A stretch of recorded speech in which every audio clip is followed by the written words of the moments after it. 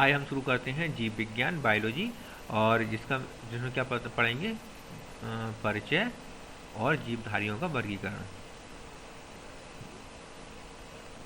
ठीक है, अब इसमें देखते हैं सबसे पहला कि ये बायोलॉजी जो शब्द है ये दो भागों से मिलकर बना हुआ है। दो भागों से, दो ग्रीक शब्दों से मिलकर बना हुआ है। एक तो ग्रीक शब्द है बायोस और दूसरा शब्द है लोगोस। बायोस और लोगस। बायोस का मतलब होता है जीवन, बायोस का मतलब जीवन, और लॉजी का मतलब होता है अध्ययन।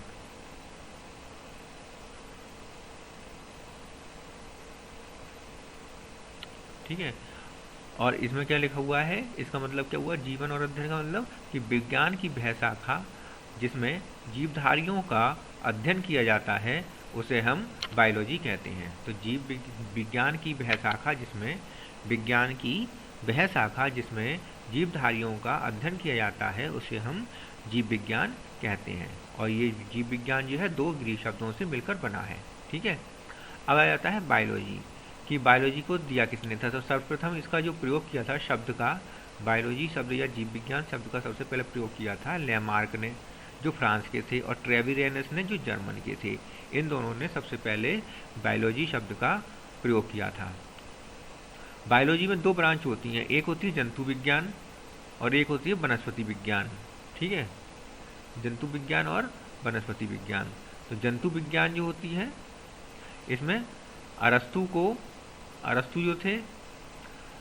को जंतु विज्ञान और जीव विज्ञान दोनों का जनक कहा गया है। किसका, जंतु विज्ञान का और जीव विज्ञान का। तो जीव विज्ञान पढ़ रहे हैं तो जीव विज्ञान के जनक कौन हो गए, अरस्तु, और जंतु विज्ञान इसकी शाखा है एक। तो ये क्या हो गया, जंतु विज्ञान के क्या हो गए जन्मदाता, अरस्तु। ठीक है, अरस्तु ने जो बुक लिखी है उसका नाम है हिस्टोरिया एनिमेलियम। हिस्टोरिया एनिमेलियम। बॉटनी जो है दूसरी ब्रांच है, बॉटनी वनस्पति विज्ञान, जिसमें पेड़ पौधों का अध्ययन किया जाता है। इसके जन्मदाता है थियोफ्रास्टस। वनस्पति शास्त्र है। इन्होंने जो बुक लिखी है थियोफ्रास्टस ने, हिस्टोरिया प्लांटेरम थियोफ्रास्टस ने लिखी है, और हिस्टोरिया एनिमेलम अरस्तु ने लिखी है। ठीक है, इसके बाद नेक्स्ट देखते हैं।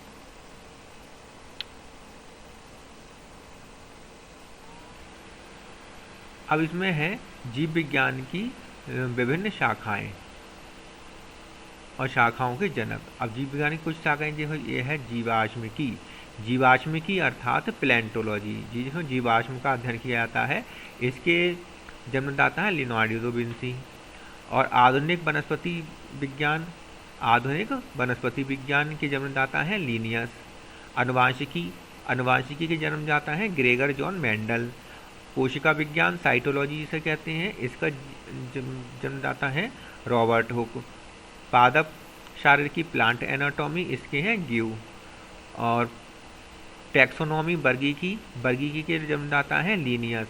औतिकी या हिस्टोलॉजी, इसके जन्मदाता है मार्सेलो मेलपीगी। तुलनात्मक शारीरिकी विज्ञान है ये भी, तुलनात्मक शारीरिकी, इसके जी क्यूबियर। और पादप कार्यकी के जन्मदाता है प्लांट फिजियोलॉजी स्टीफेन हेल्स। पेपर में बहुत ज़्यादा पूछा जाता है स्टीफेन हेल्स का नाम।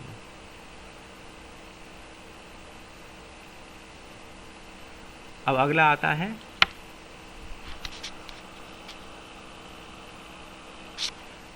है सूक्ष्म जीव विज्ञान बायोलॉजी जो है वो लुईस पाश्चर ने, किसने दी है, लुईस पाश्चर। इसके जन्मदाता है भारतीय ब्रायोलॉजी के जन्मदाता है R.S. कश्यप।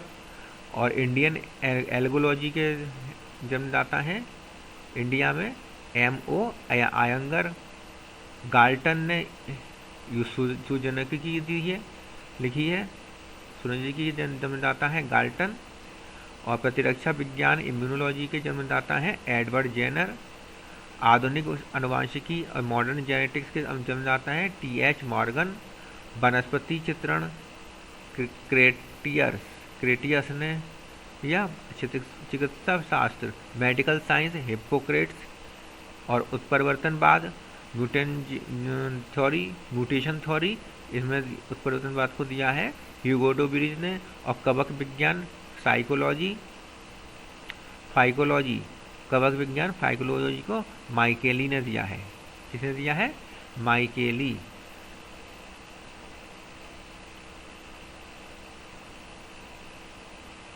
इसके बाद आता है जीवाणु विज्ञान, बैक्टीरियोलॉजी। जीवाणु विज्ञान को ल्यूवेनहॉक ने दिया है।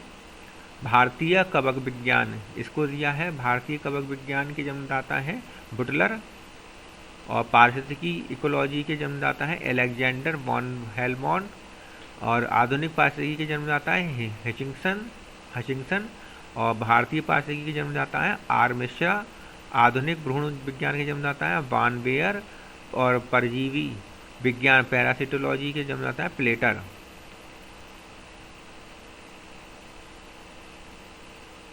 इसके बाद जंतु विज्ञान की कुछ शाखाएं हैं। जंतु विज्ञान की शाखाओं में देख लीजिए आकारिकी है, जिसे मार्फोलॉजी कहते हैं। इसका अध्ययन क्या है? इसमें क्या है? जंतुओं की आकारिकी, जंतुओं की आकृति और उनकी संरचना का अध्ययन किया जाता है। अगला विज्ञान है शारीरिक क्रिया विज्ञान, फिजियोलॉजी। अंगों और क्रियाओं के बारे में इसका अध्ययन किया जाता है।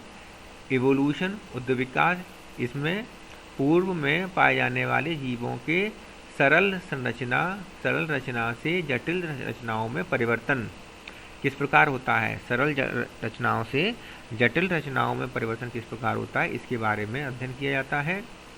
आनुवांशिकी, इसमें आनुवांशिक लक्षणों की वंशागति और विभिन्नताओं के बारे में अध्ययन किया जाता है। सुजननिकी या यूजेनिक्स कहते हैं, आनुवांशिकी के आधार पर भावी पीढ़ी के में सुधार का अध्ययन किया जाता है। किस प्रकार अगली पीढ़ी को ज़्यादा एडवांस बनाया जाए, उसमें क्या सुधार किए जाएं, ये सब इसमें सुजननिकी में पढ़ा जाता है। इसके बाद आता है यूथेनिक्स। यूथेनिक्स में मानव की आधुनिक पीढ़ी का अच्छे पालन पोषण द्वारा सुधार किस प्रकार किया जाए, इसलिए पढ़ते हैं हम। क्रोटोजेनिक्स, क्रोटोजेनिक्स, इसमें जंतुओं के शरीर पर शीत का प्रभाव का अध्ययन किया जाता है कि शरीर ठंड का प्रभाव किस प्रकार से जंतुओं के शरीर पर होता है। सूक्ष्म जैविकी, सूक्ष्म जीवों का इसमें अध्ययन किया जाता है। छोटे छोटे बैक्टीरिया होते हैं सूक्ष्म जीव, उनका अध्ययन किया जाता है। बैक्टीरियोलॉजी, केवल बैक्टीरिया का अध्ययन जो किया जाता है वो बैक्टीरियोलॉजी के अंतर्गत आता है। और विषाणु विज्ञान में वायरस का अध्ययन किया जाता है। चींटियों का अध्ययन माइकोलॉजी को चींटियों का अध्ययन किया जाता है। अरेक्नोलॉजी में मकड़ियों का अध्ययन किया जाता है। हर्पेटोलॉजी में सरीसृप रेप्टाइल्स का अध्ययन किया जाता है। ओफियोलॉजी में, सर्पेंटोलॉजी में सांपों का अध्ययन किया जाता है। ऑर्निथोलॉजी में पक्षियों का अध्ययन किया जाता है। पक्षियों और उनके स्वभाव का अध्ययन किया जाता है। मानव विज्ञान, एंथ्रोपोलॉजी में कपी या प्राइमेट्स और मानव का अध्ययन किया जाता है। मानव और कपी, प्राइमेट्स का अध्ययन किया जाता है। यूफेनिक्स में जेनेटिक इंजीनियरिंग का, आनुवांशिक रोगों में सुधार का अध्ययन किया जाता है। तो जेनेटिक इंजीनियर द्वारा आनुवांशिक रोगों का सुधार कैसे किया जाए, यूफेनिक्स में किया जाता है। रोग विज्ञान, पैथोलॉजी, रोगों का अध्ययन किया जाता है। विष विज्ञान में विषैले पदार्थों का अध्ययन किया जाता है। इसके बाद आता है राइनोलॉजी, ENT, नाक कान आँख, नाक कान गले वाले, ईयर, नोज और ट्रैकिया, नाक कान गले का अध्ययन किया जाता है राइनोलॉजी में। और गाइनेकोलॉजी में मादा के प्रजनन अंगों का अध्ययन किया जाता है। कैलोलॉजी में मानवीय सौंदर्य का अध्ययन किया जाता है। एपीकल्चर में मधुमक्खी पालन का अध्ययन किया जाता है। सेरीकल्चर में रेशम के कीटों का अध्ययन किया जाता है। मछली पालन को हम कहते हैं पिसीकल्चर, पिसीकल्चर में मछली पालन किया जाता है। पोल्ट्री में मुर्गी और बत्तख का अध्ययन किया जाता है पालन का। और पिगरी में सुअरों का अध्ययन किया जाता है। एनोथोलॉजी में पुष्पों का अध्ययन किया जाता है। पोमोलॉजी में फलों का अध्ययन किया जाता है। इक्थियोलॉजी में मछलियों का अध्ययन किया जाता है। इक्थियोलॉजी में मछलियों का अध्ययन किया जाता है। एंटोमोलॉजी में कीटों का अध्ययन किया जाता है। डेंट्रोलॉजी में झाड़ियों का अध्ययन किया जाता है। सौरोलॉजी में छिपकलियों का अध्ययन किया जाता है। और सिल्वीकल्चर में काष्ठी पेड़ों का अध्ययन किया जाता है। कुछ प्रमुख शाखाएं हैं इनकी, जैसे कि एस्ट्रोलॉजी में ज्योतिष शास्त्र का अध्ययन किया जाता है। एस्ट्रोनॉमी में खगोलीय पिंडों का अध्ययन किया जाता है। सिरेनोमिक्स में चीनी मिट्टी के बर्तन का अध्ययन किया जाता है। कॉस्मोलॉजी में समस्त ब्रह्मांड का अध्ययन किया जाता है। क्रायोजेनिक्स में निम्न ताप के प्रयोगों और नियंत्रण का अध्ययन किया जाता है। निम्न ताप पर प्रयोग कैसे होंगे और उनका कैसे नियंत्रण होगा, इसका अध्ययन किया जाता है। इसके बाद आता है एपिडेमियोलॉजी। तो ये महामारियों का अध्ययन, एपिडेमिक जो बीमारियाँ होती हैं महामारी, उनके उपचार का अध्ययन किया जाता है इसमें। एक्स बायोलॉजी पृथ्वी के अतिरिक्त अन्य ग्रहों पर जीवन की संभावनाओं का अध्ययन किया जाता है। जियोलॉजी पृथ्वी के आंतरिक रचना या बनावट का अध्ययन किया जाता है। जीरोंटोलॉजी में वृद्धावस्था के समय संबंधित तथ्यों का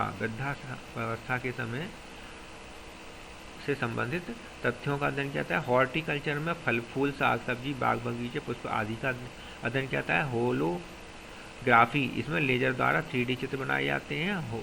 होरोलॉजी समय मापने का विज्ञान होता है।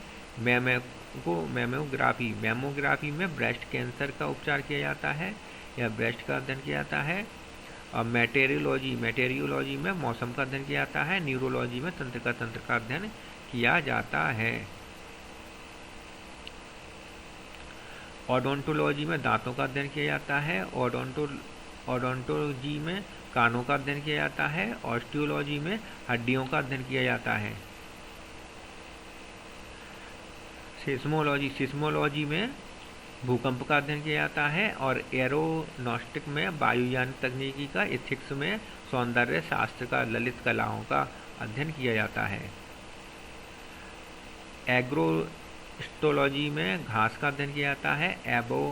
आर्बोरिकल्चर में वृक्ष का अध्ययन किया जाता है। और कैलिस्थेनिक्स में शारीरिक शक्तिवर्धक व्यायामों की विधियों का संबंधी अध्ययन किया जाता है। कॉन्कोलॉजी में मोलस्कन का अध्ययन किया जाता है। क्रिप्टोलॉजी में गुड़ लेखन, बीज लेखन का अध्ययन किया जाता है।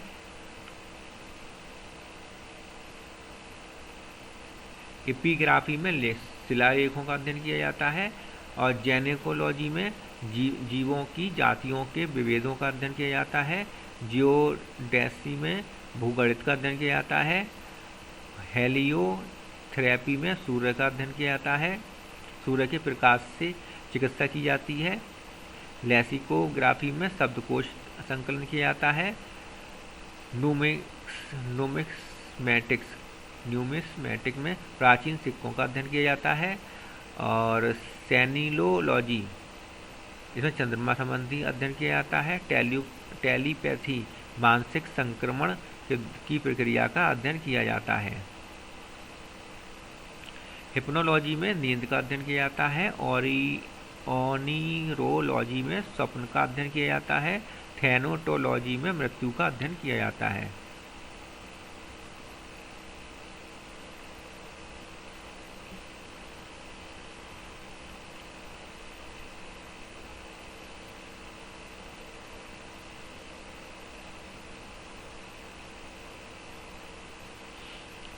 टाइम हो गया